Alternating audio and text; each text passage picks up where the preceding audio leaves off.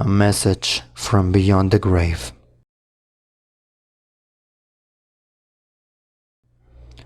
I have been an avid Christian my entire life, and I have never missed a Sunday Mass unless there were some unforeseen circumstances. I also donate regularly to the church, and I am regarded as a pillar of the community. I didn't lose my belief in God, even when my beloved wife of 30 years lost her battle to cancer. It was heartbreaking watching her once strong body wither away to nothing, but I knew deep down that it was God's will. My favorite thing to do each week after church is to complete the crossword puzzle in the local newspaper. I have a bit of a competitive nature and I strive to finish it as quickly as possible. A couple of weeks ago, I had just finished it when I noticed something odd. The letters at the start of each of the first left answers. The letters at the start of each of the first few answers seemed to spell out my name. I dismissed it as a coincidence before it happened again for the next 2 weeks. I awoke early the next week to make sure that no one was tampering with my newspaper. I watched as the Johnson boy threw a random newspaper at my door before pedaling away.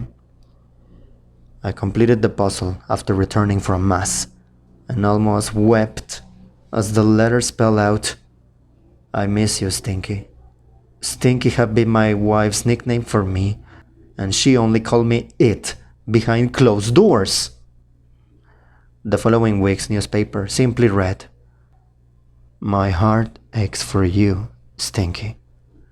I sobbed for hours while rereading that message multiple times. I knew what I had to do. I know what I had to. I know what I had to do, but the church viewed suicide as a sin. But at this point I didn't care.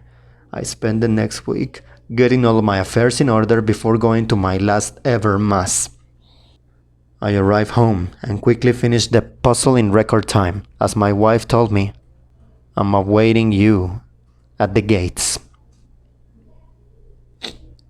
I hopped into a bathtub before carefully slicing open my wrists and felt my lifeblood pour for me while gazing up at the beautiful face of my wife who stood there with outstretched arms.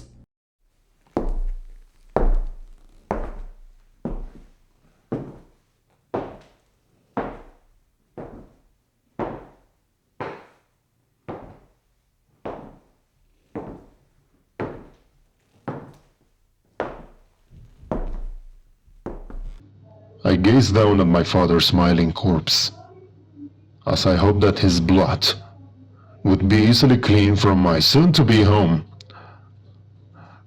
I laughed at his stupidity before retrieving the altered newspaper that I had been leaving at his home every Sunday.